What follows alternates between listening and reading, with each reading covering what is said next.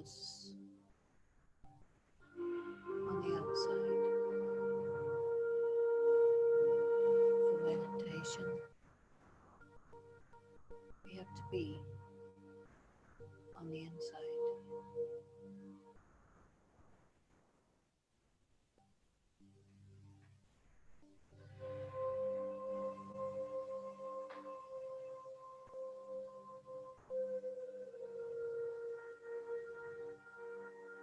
When focused on the outside,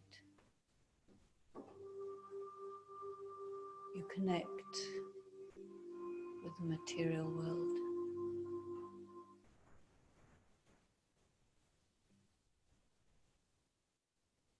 When focused on the inside,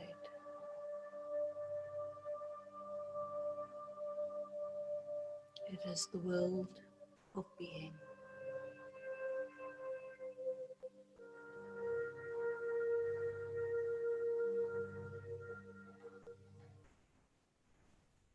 The world of light.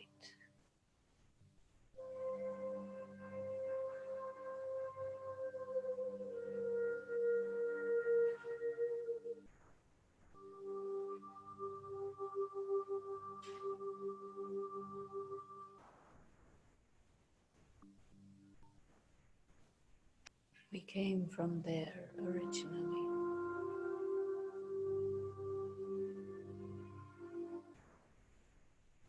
Now we go back.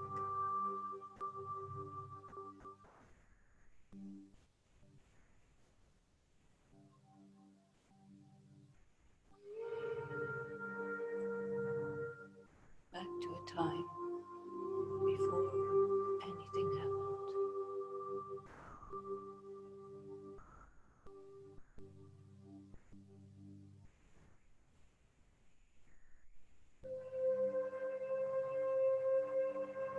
There was a time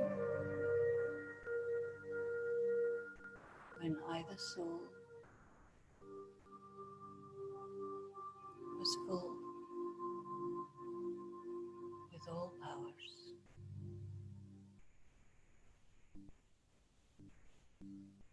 Full of light.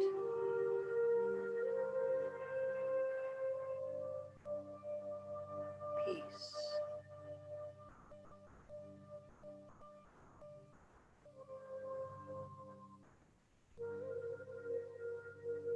Inner joy.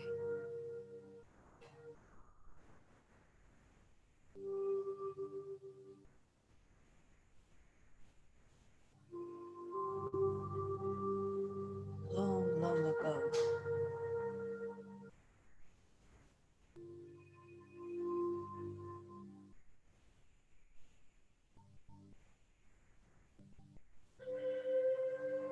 now I go back there.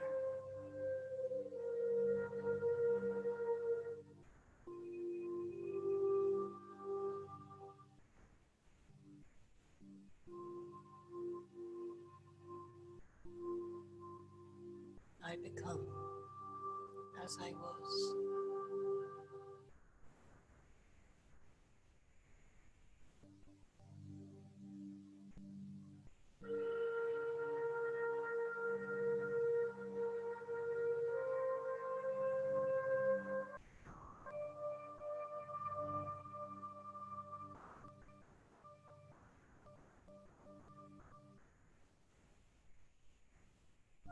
I existed in stillness.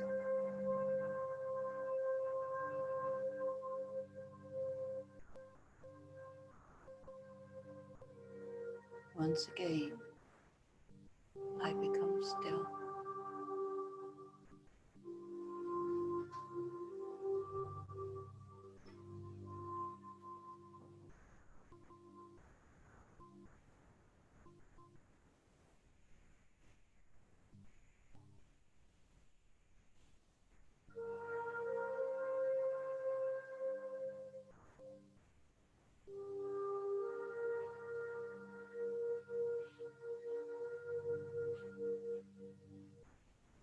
Practice is about detachment.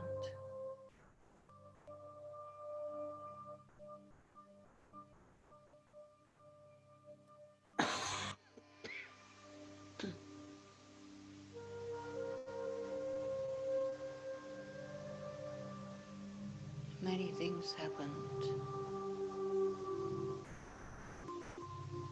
It was all a game. Only a game.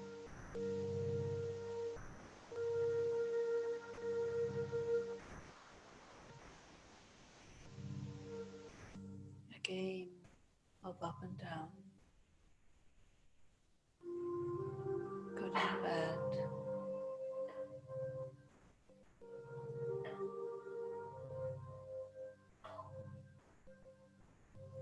success, failure,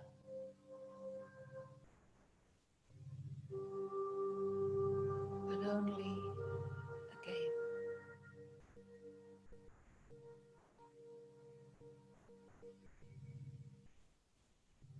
Now I go beyond the game.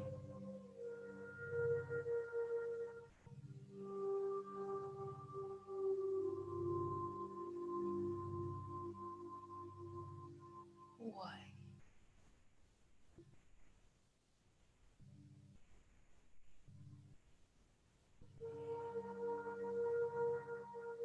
To connect with the source.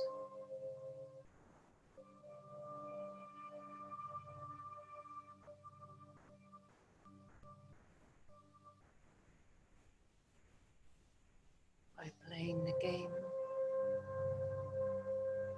I lost energy.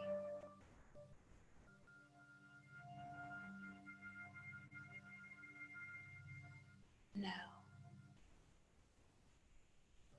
I reclaim everything that was lost.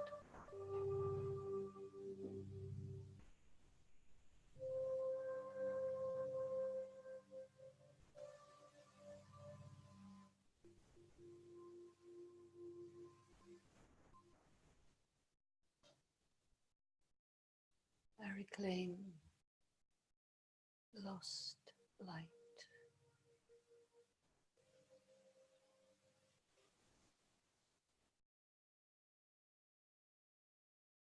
I had much light. That light faded.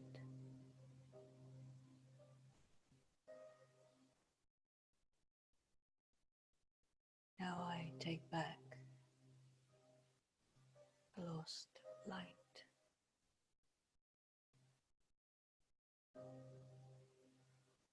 From the source that lies beyond.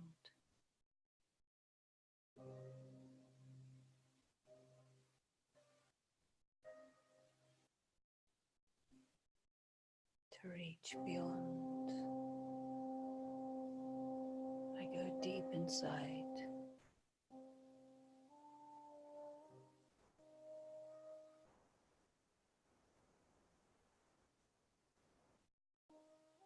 And just be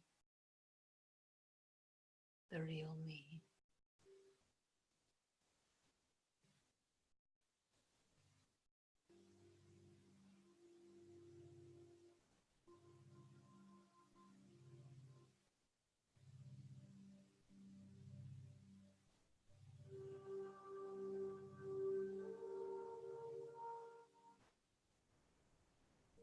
It doesn't matter what happened along the way. It makes no difference.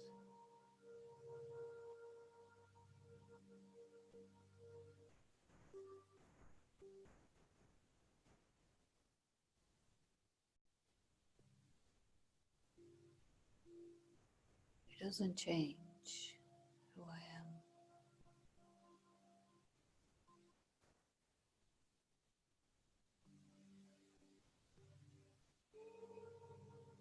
I am the being of light.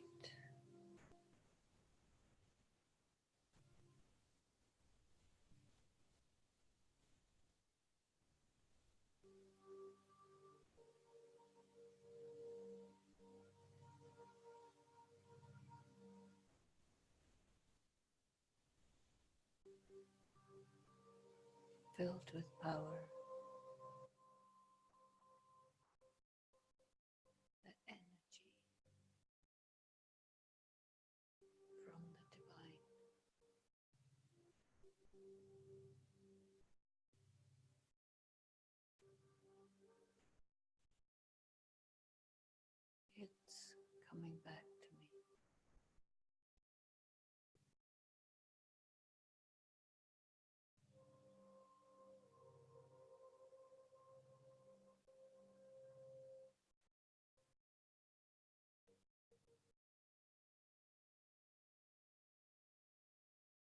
stream of energy reaches me from that source beyond.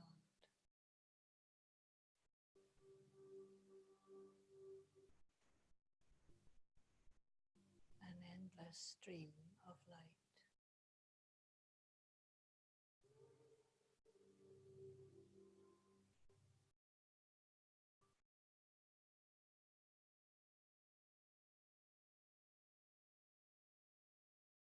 It goes deep into my being.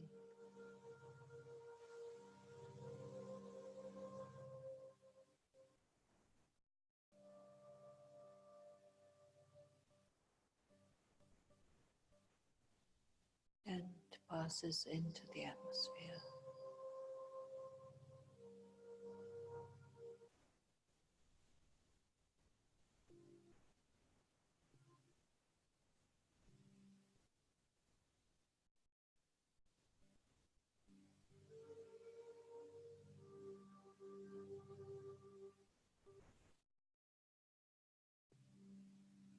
I'm not concerned with what anyone does or did or said.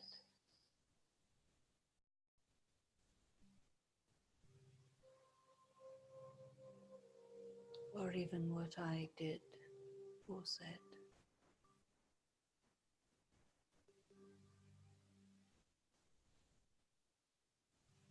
I sit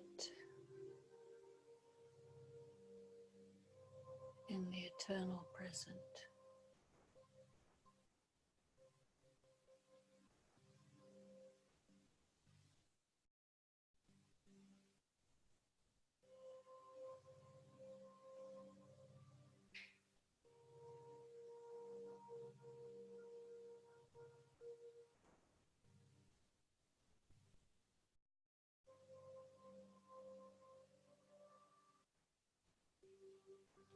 As pure consciousness.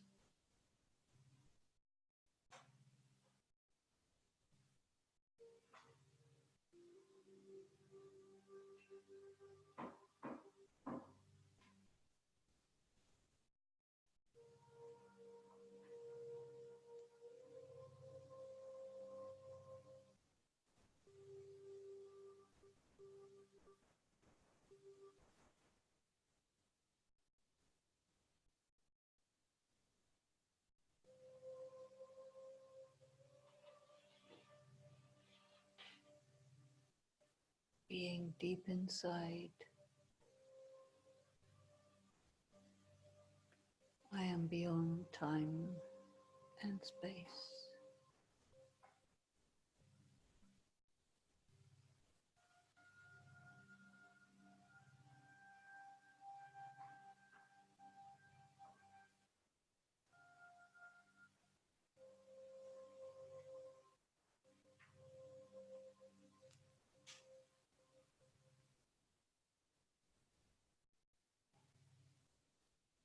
I am beyond events.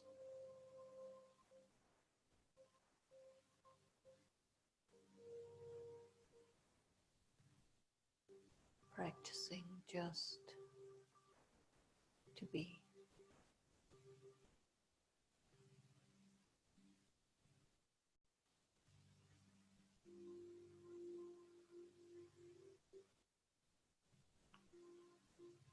A soul like a star.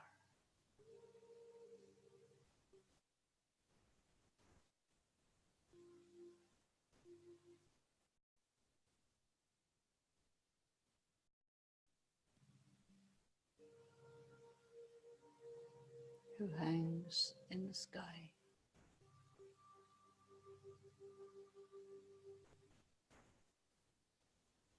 Meaningfully.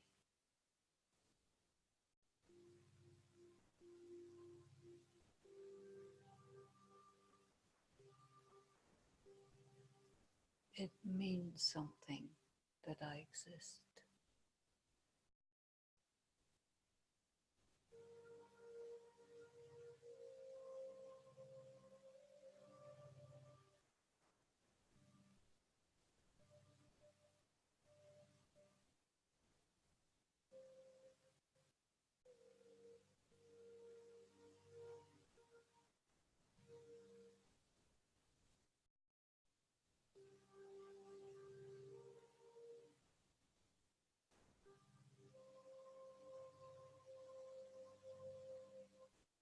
My existence is forever,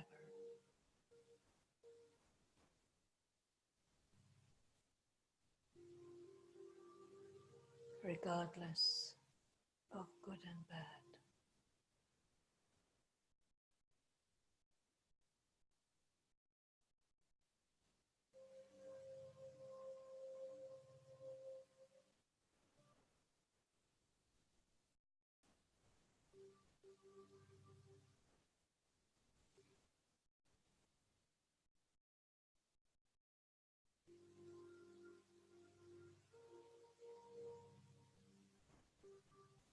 The things of the world spin around,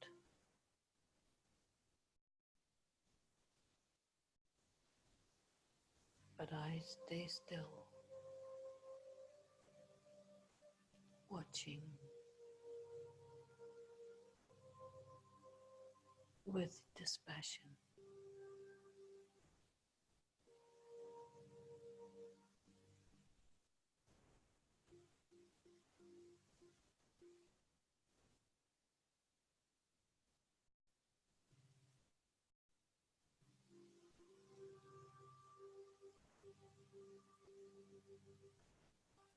I become a conduit,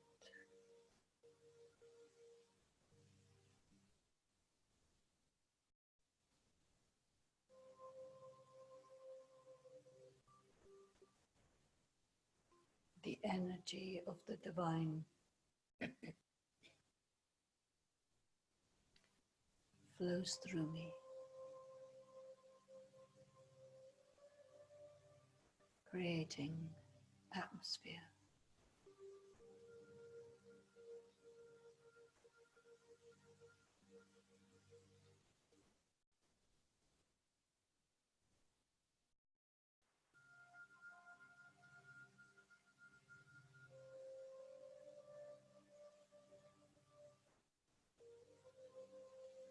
I play many roles.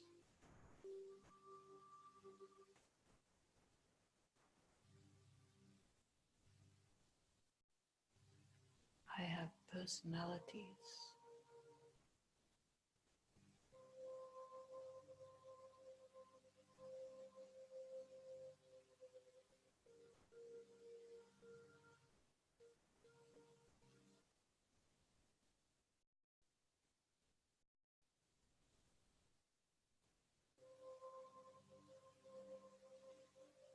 And yet I move beyond all of them.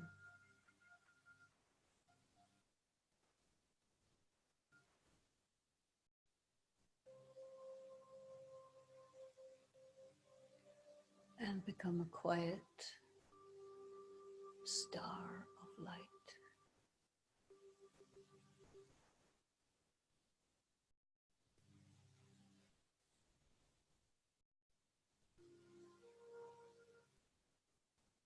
Tuned and connected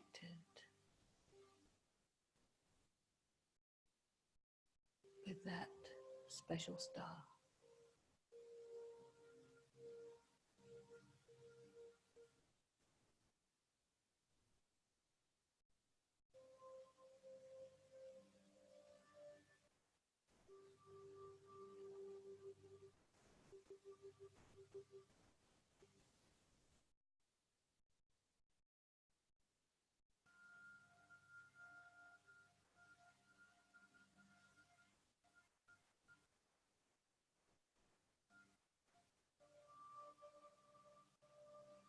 And I reconnect with this body.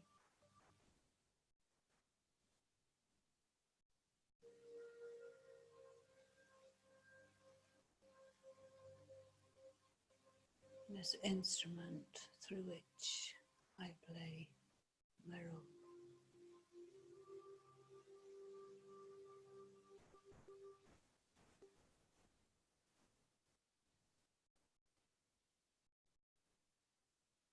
In the here and now.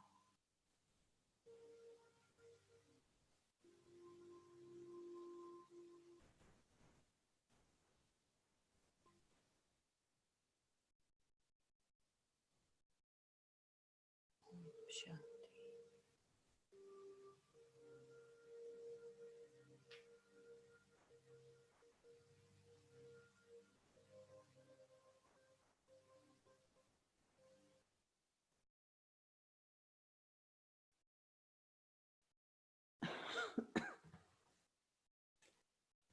Let's talk a little bit about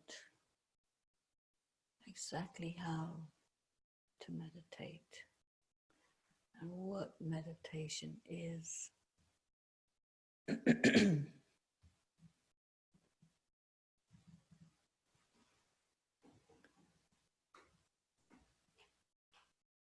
Meditation is to think deep about what is worth thinking about.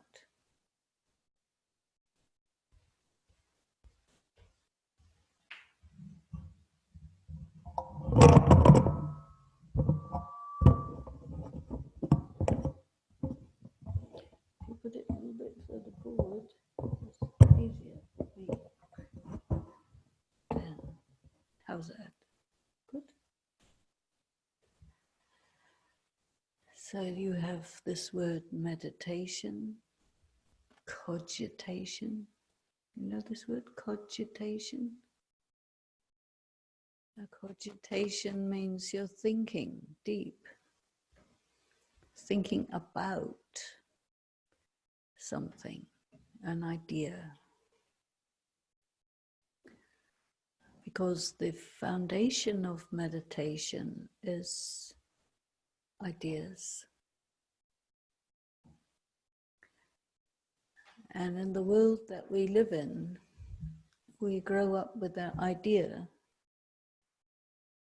that we are males or females, right?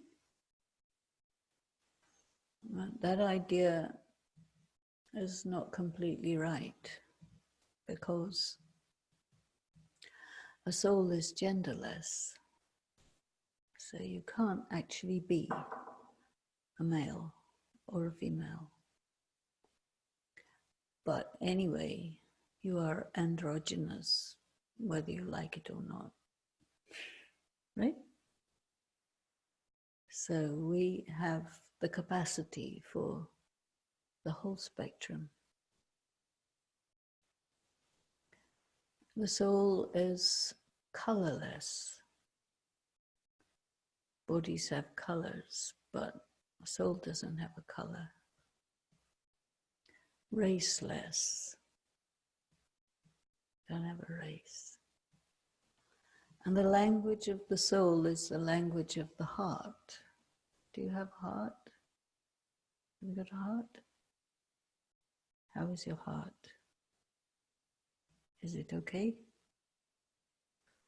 Most hearts are broken, wounded, frozen, locked up, things like that. But actually the heart is needs to heal, right? And so when you put your heart under the light of God, that light creates resonance, right? In that resonance, your heart heals.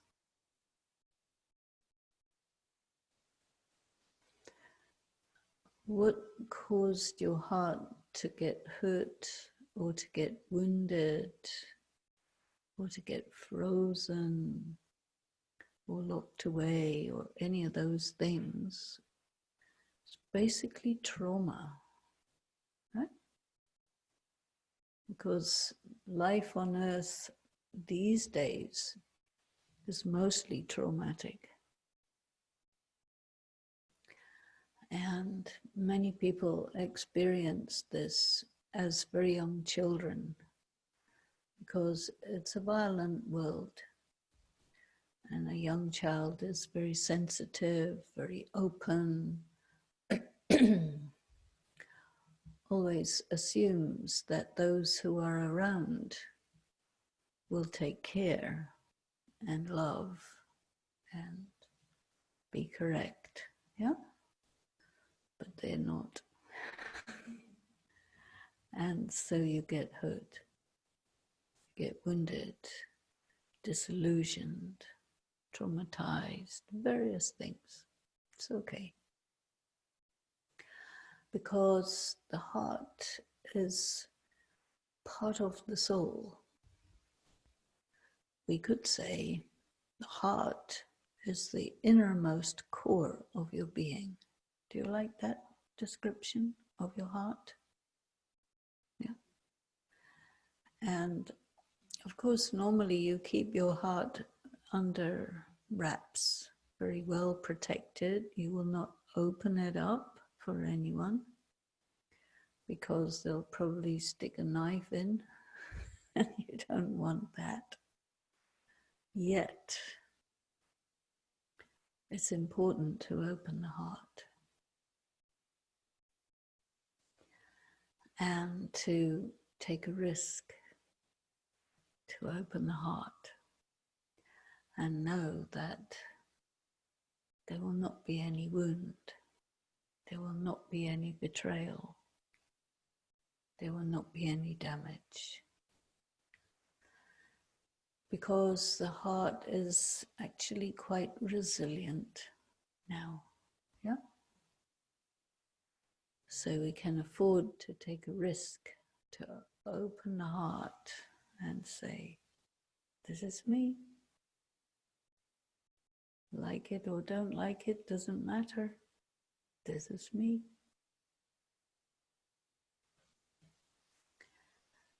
And our heart is being held in the hand of God.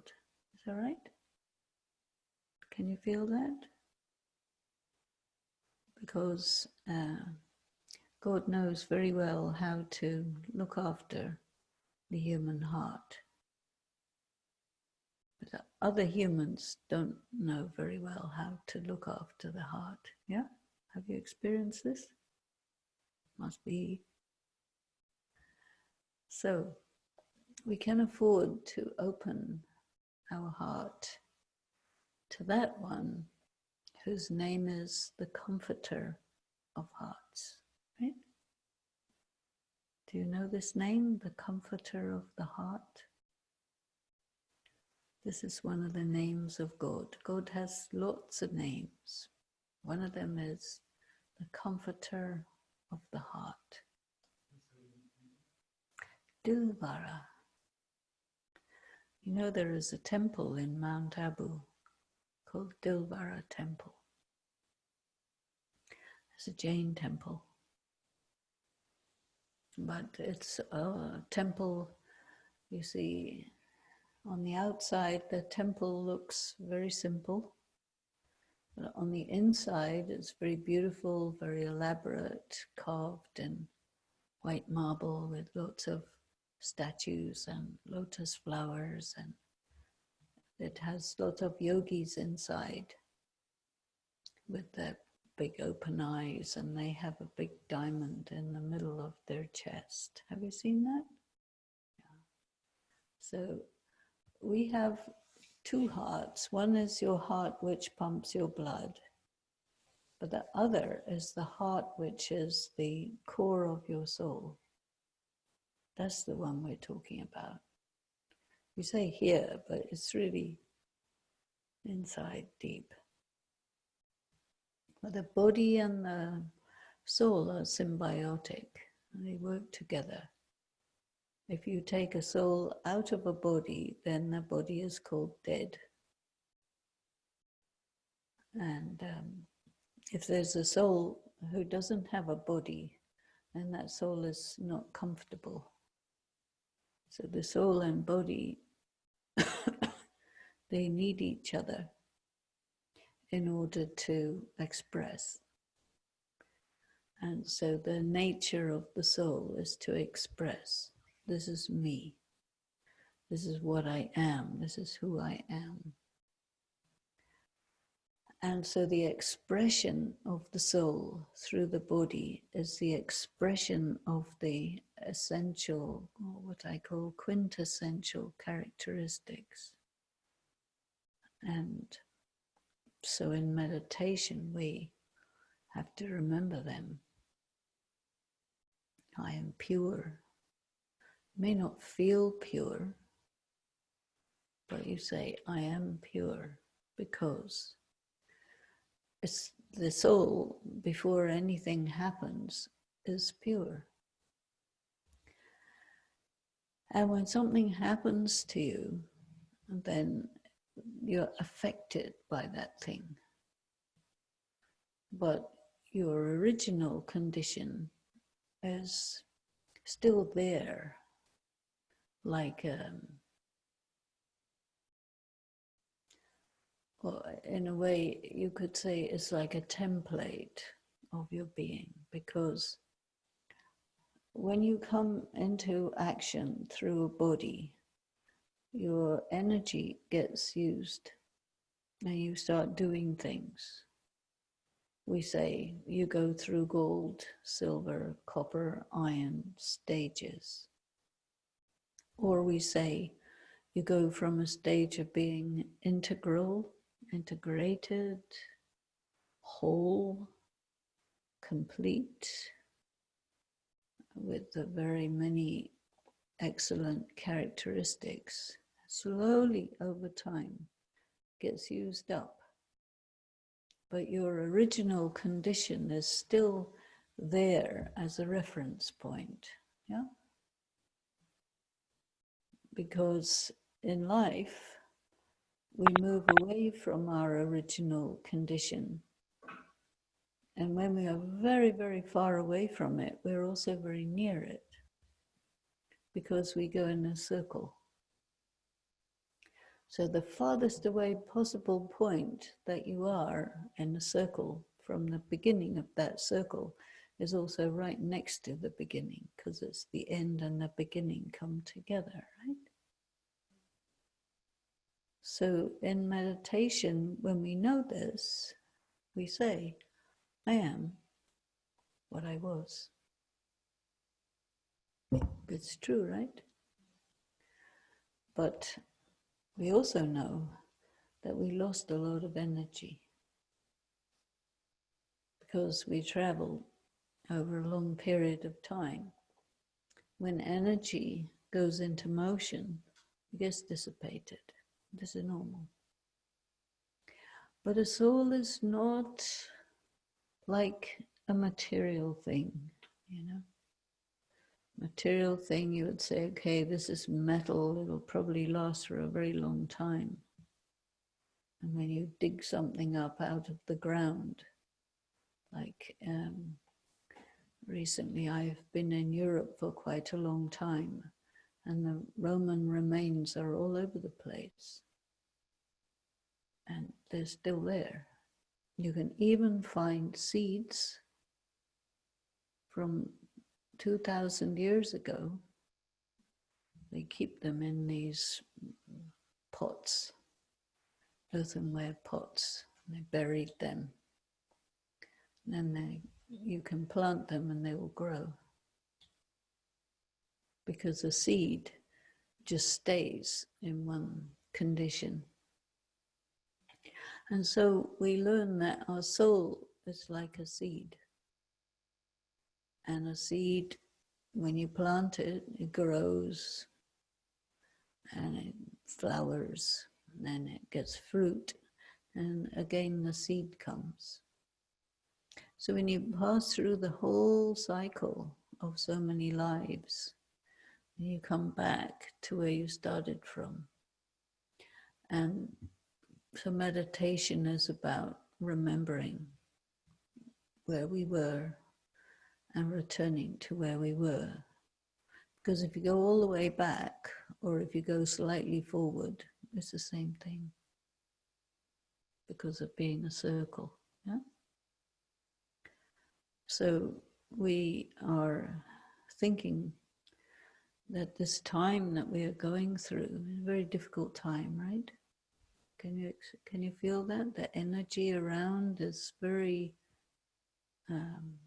very negative. And there's so few of us putting out positive energy. And negative energy is so big and so all around, yeah? And so it overwhelms. But still, we would say that the energy of God is still bigger than all that energy, right? What do you think? Yes or no? Yeah.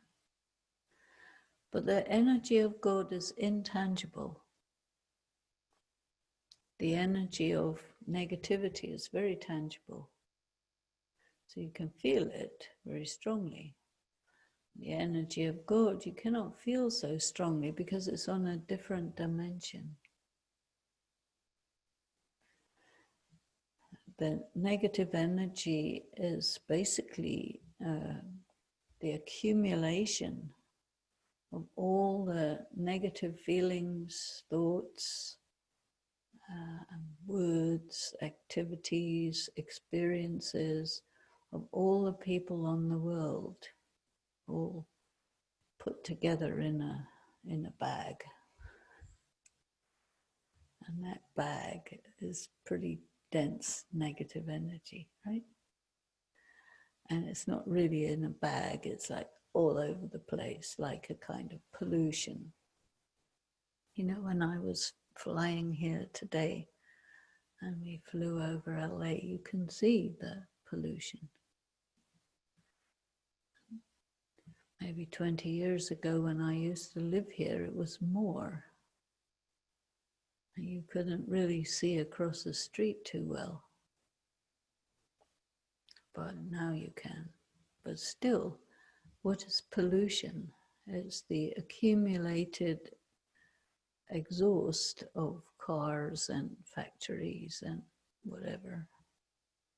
It just sits in the air and you're breathing it. And so negative energy is a bit like that. It just kind of sits in the air and you feel it. And so in meditation, you're withdrawing from your involvement with the material world temporarily. So you withdraw into your being, because your being is not part of your brain. It's not part of your body. It's not part of the material world, but it's associated with it. And so in meditation, we try to be with the part that is not part of the body. And to do that, we withdraw from the body, see? Because the soul is so subtle. And the soul is many things, but one of the things is about perception. Because anytime you experience anything, you experience things in the material world, but whenever you experience those things, you're always experiencing them in your mind. Is that right? Though there may be things out here, but you experience it in here. And then it becomes an imprint in your being. But when we are what we call body conscious, we're operating as if everything is out here and that we're experiencing it out here. And then we say, this is real. And whatever is in here, we say, it's not real. But it may be better to say, out here is the tangible world, and in here is the intangible world. But the intangible world is not less real than the tangible world. Is that right? It's very real. If somebody gives you a box of chocolates, you like chocolate? Yeah?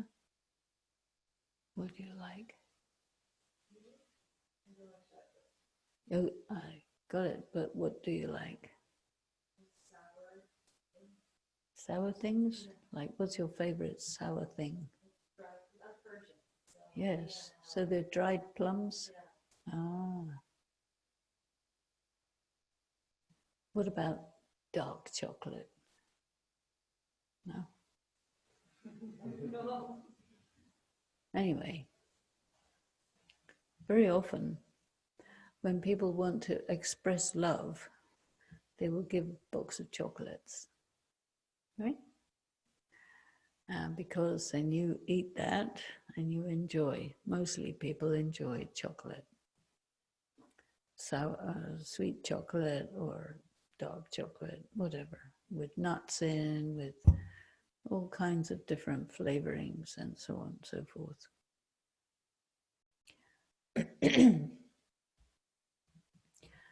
So you take this into your body, and this chocolate that you eat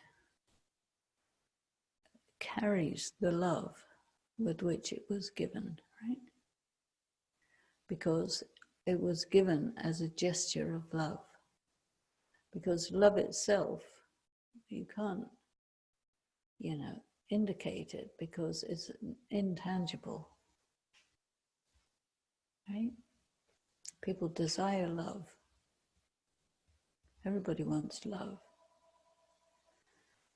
But you feel that you're not allowed to have it. Yeah. So that's a bit strange, but it's like that. But yet the soul must have love.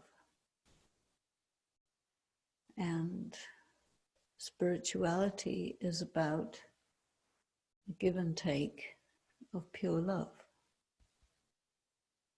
So there is a difference between pure love and non-pure love. Non-pure love is where you want something in exchange. And pure love is just the give and take of love without expectation. When the soul is empty, you have a lot of need. And so it becomes expectation, which is then unfulfilled. And this creates sorrow. This is normal. When you experience sorrow, you damage your soul. Did you know that?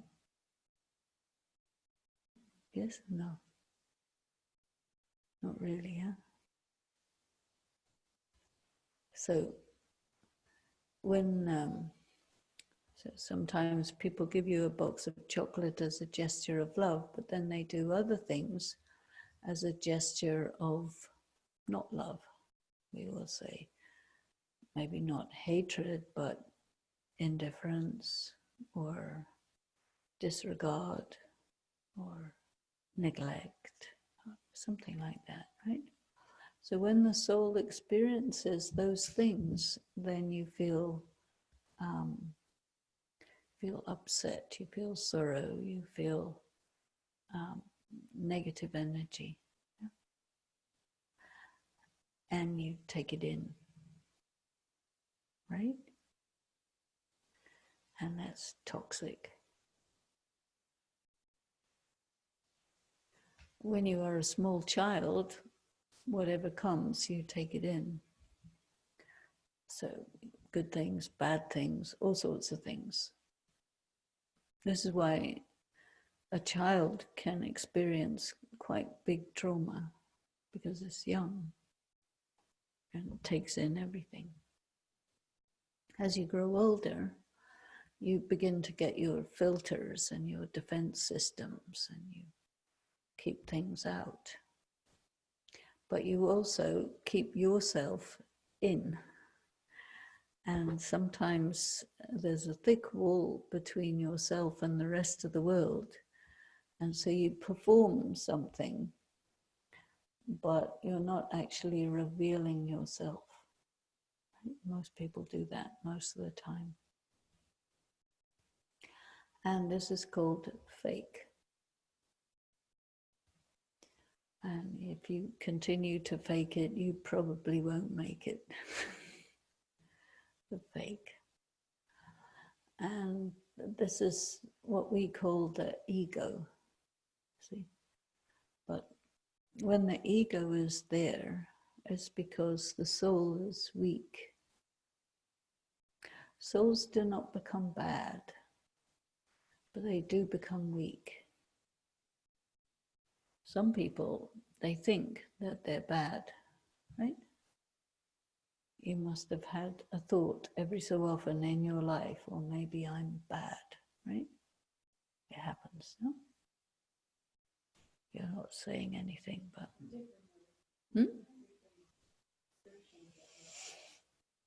Sometimes you're just thinking about yourself, or you're rationalizing why something is happening a particular way, and then you say, it's because I'm bad. Right? Happens. It's not happening now, but it can have happened in the past. So this leaves an imprint, and it opposes meditation.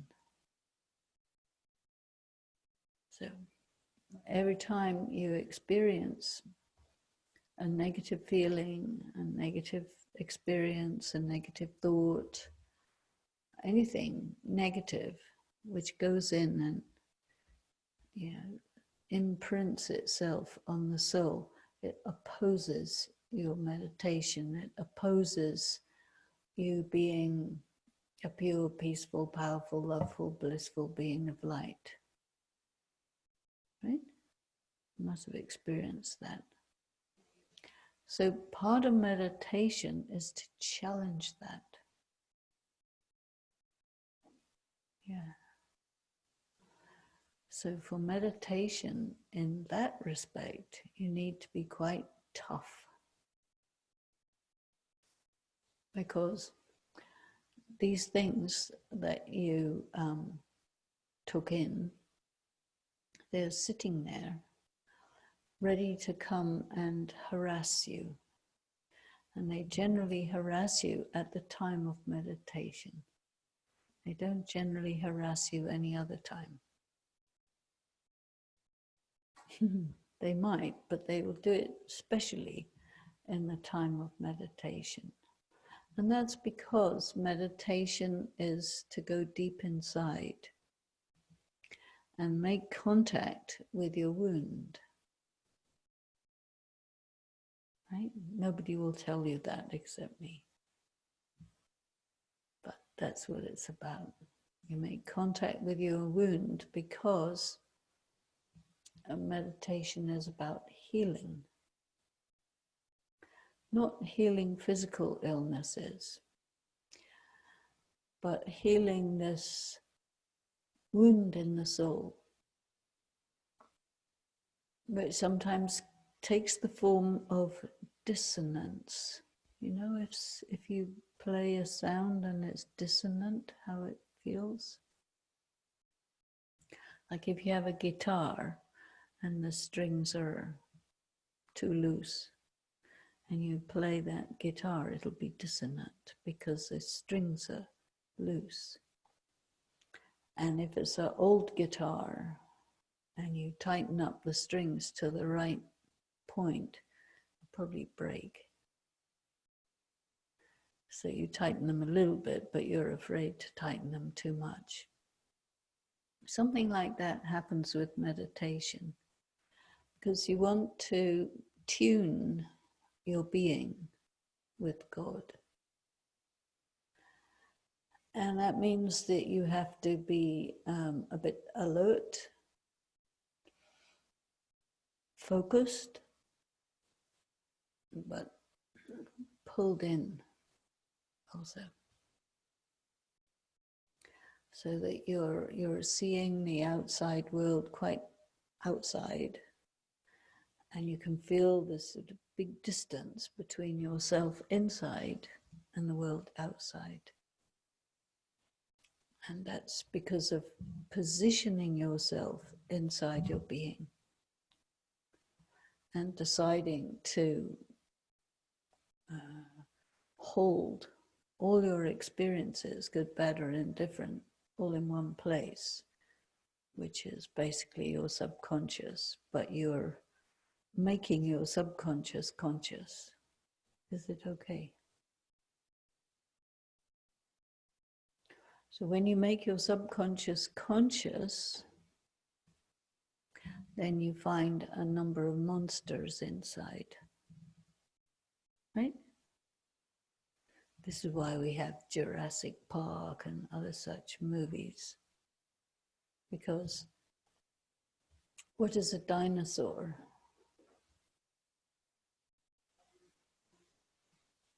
It's basically a mutated lizard.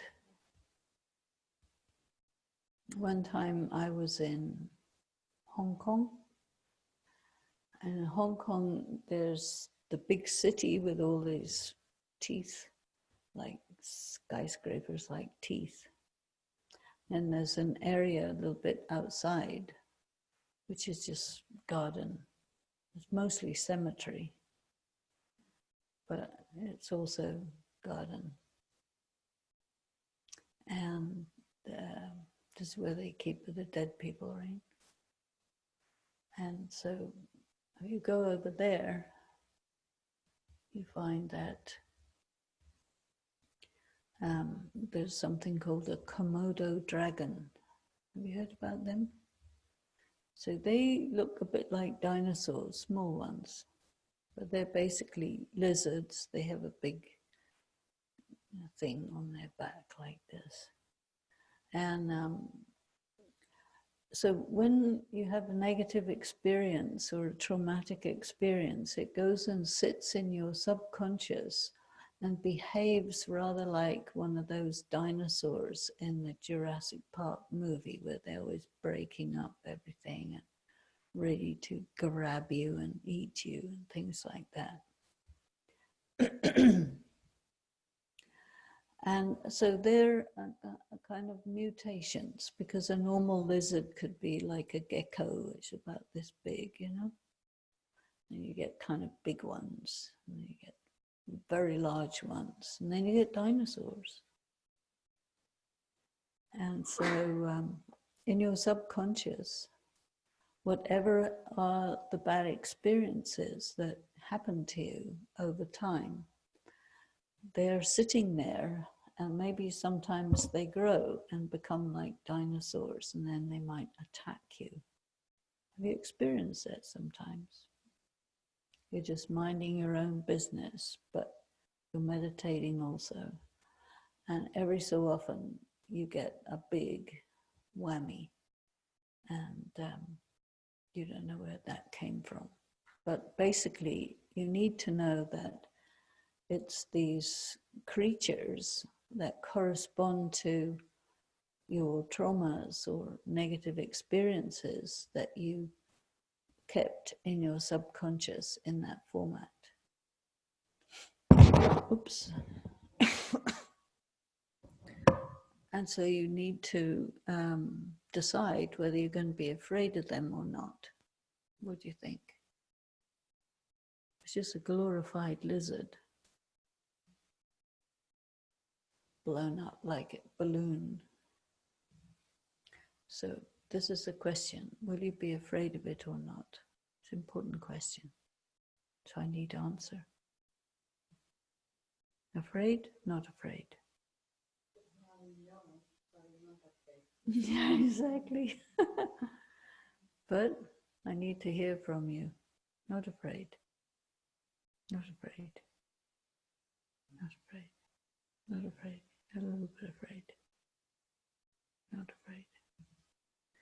So you're positioning yourself. You're saying, I choose to be not afraid.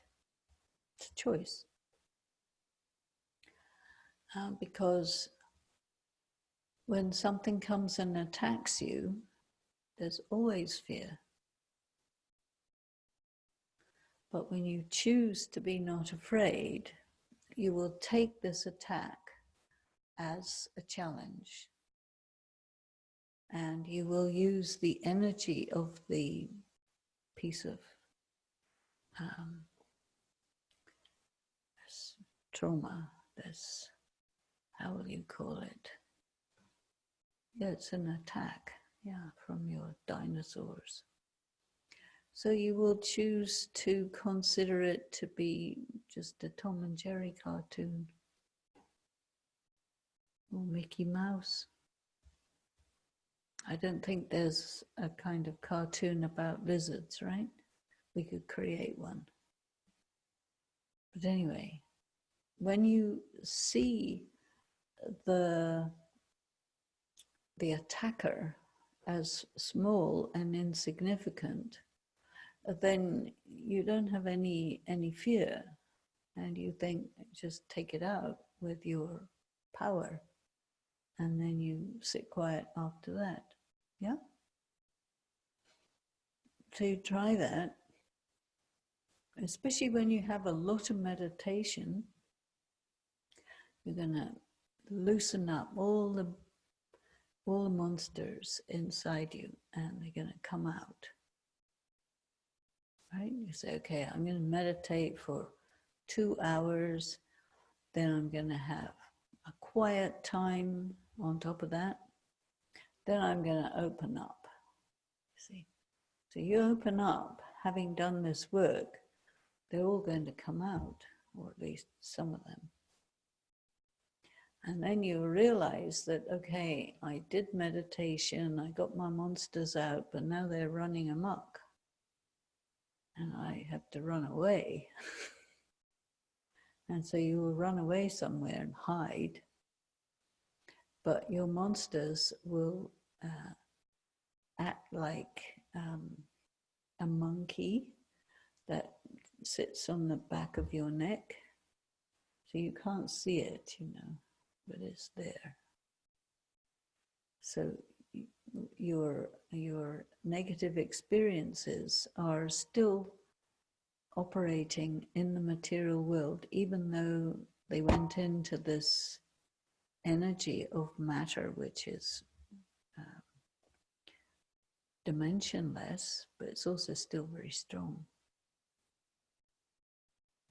So when you meditate, you say, okay, I choose to turn within.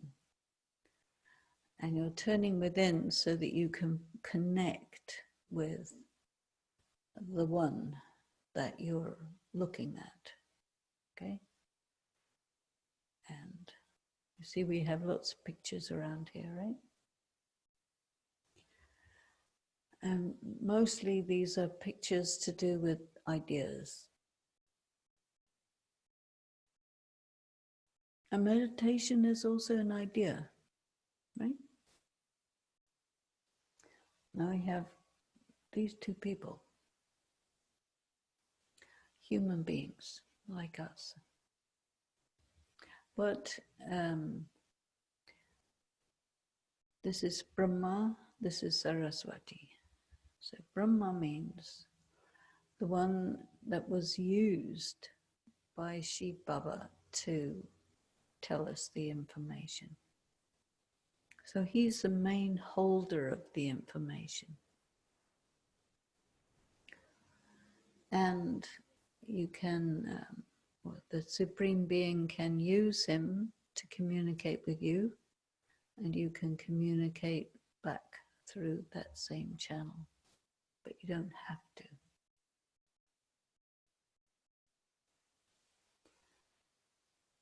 Now, when you want to make contact with God, how will you do that?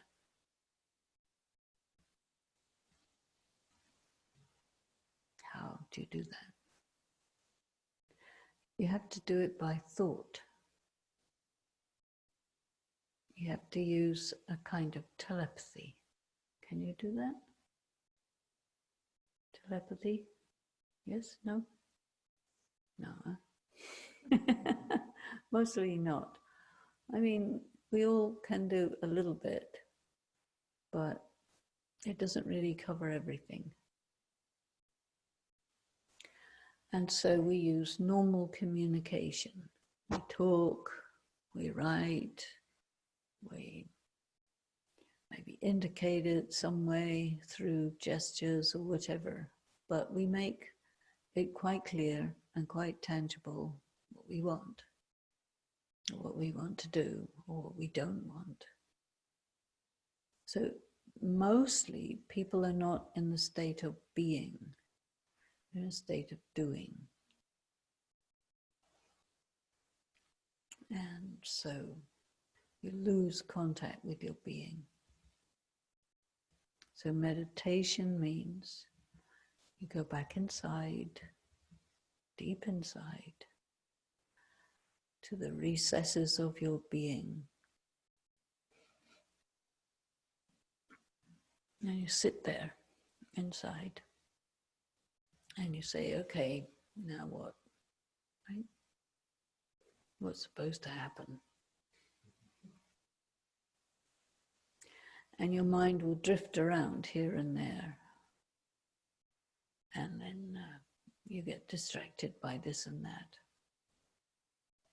But after a while you wake up and you say, oh my goodness, I was supposed to be meditating, but I wasn't doing meditation, I was doing something else.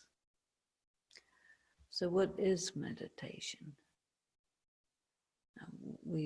I was talking about the soul. So first level of meditation is to focus on your soul and just make it clear for yourself if you decide that you're a soul or a body. You have to make it clear. You can't be successful in meditation if you operate in the default way, which is what we call body conscious way. So we have to make a new default, so that you have to build a new default of I'm a being. I look like a dot. And then I get things done through this body. In order to meditate in that consciousness, you have to withdraw more, withdraw deep, and try to feel the energy of your being, which is normally dissipated here, there, and everywhere, and just feel it coming deep inside. And think of yourself as the original point. You had moved away from it, no doubt, and you're returning back to that point of origin, which is, I am a pure, peaceful, powerful, loveful being of light. And then what? Because there's a then what. So first you are a pure, peaceful, powerful, loveful, blissful being of light. Move in that consciousness. Go for a run, go for a walk, this type of thing. Come back, acknowledging I am a pure, peaceful, powerful, loveful, blissful being of light. And sit yourself down. See if you can actually keep your mind as this, in this container of this beautiful food for the mind, and let there be other things going on with other people. You have to trust them. This is difficult, right? Trusting people? Yes or no? It is very difficult. Would you trust somebody with your soul? You have to think quite hard before you say yes. Would you trust somebody with your heart? Would you trust somebody with your being? No, you can't. So then can you trust yourself? A lot of people, they can't trust themselves, but this is a good place to begin.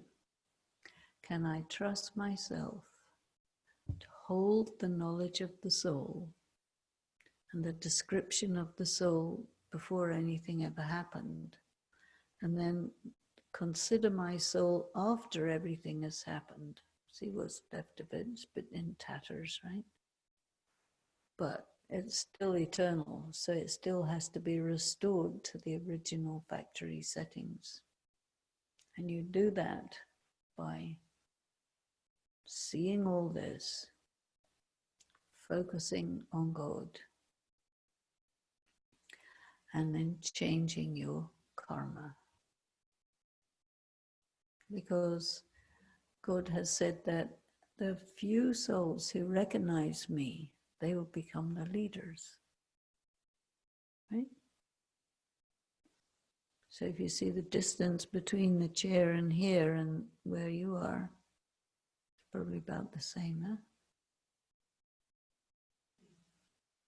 So when we pull the energy of God into our being, but also into the room, then you're pulling an energy which is definitely touching each one, but also going way beyond those, right? And so that energy has to be harnessed, and you harness the energy of your Father by talking to him. How was your relationship with your Father?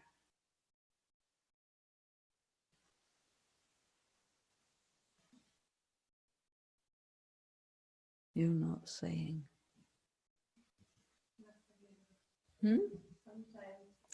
Más o menos 50-50.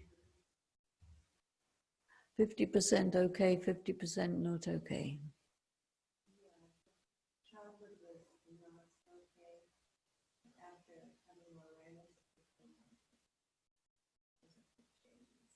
Mm-hmm. Mm-hmm. And you?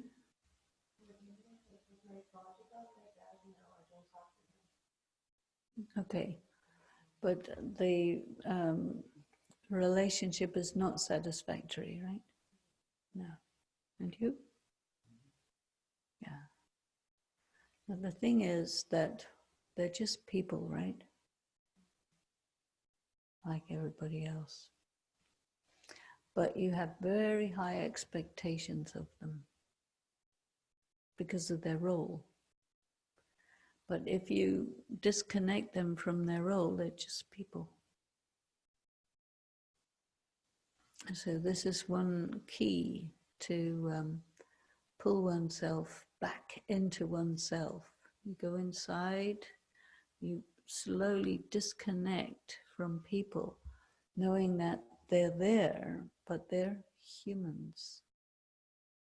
And your connection is with God the Divine. And having a connection with God is very subtle because most people are quite gross, and you have to be very subtle to have that contact.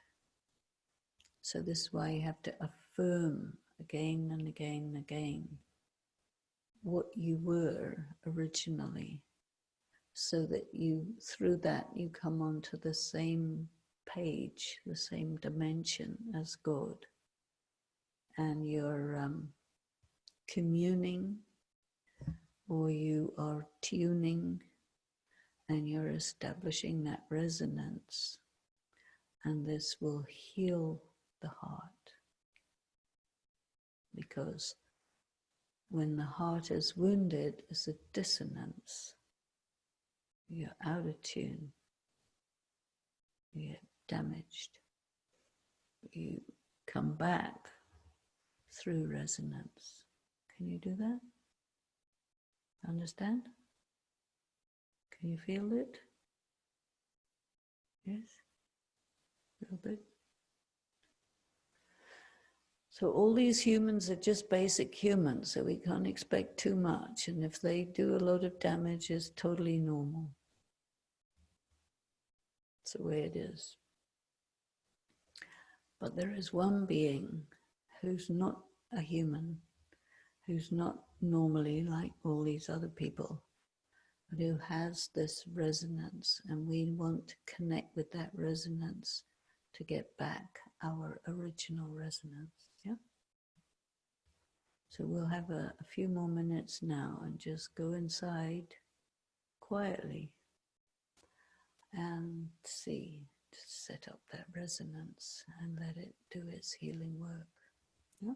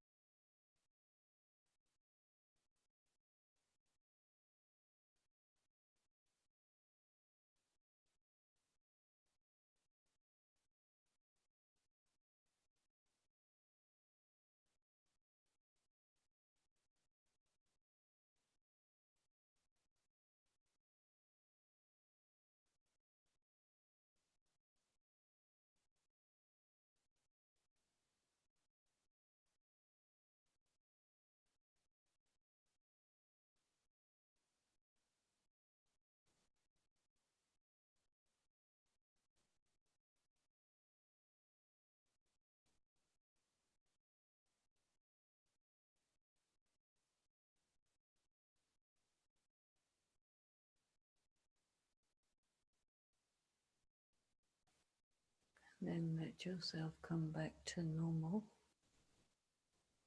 but not all the way back. And try to establish this tuning every so often and catch it, what it is, because this is how you get the energy back into the soul. So, thank you very much. Shanti.